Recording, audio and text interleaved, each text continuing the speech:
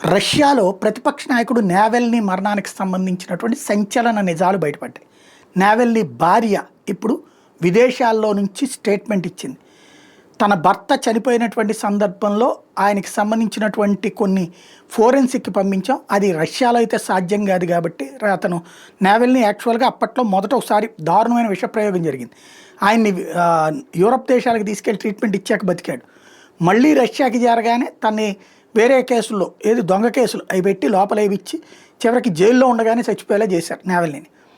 అతనికి విషప్రయోగమే జరిగింది, చంపేశారు అన్నటువంటిది, అతని శరీరంలో కెమికల్స్ ఉన్నాయి అన్నటువంటి విషయాన్ని తేల్చింది. 2 దేశాలు, యూరప్ దేశాలకు సంబంధించిన 2 దేశాల్లో టెస్టులు చేపిస్తే 2 చోట్ల కూడా తేలింది ఏంటంటే రష్యాలో విషం పెట్టి చంపారు ఆయన్ని జైల్లో అన్నటువంటి విషయాన్ని ప్రకటించింది నావెల్నీ భార్య. తద్వారా ఓపెన్ అయింది. కాకపోతే ఎవరు మాత్రమే ఏం చేస్తారు, దేశాధ్యక్షుడే చేస్తే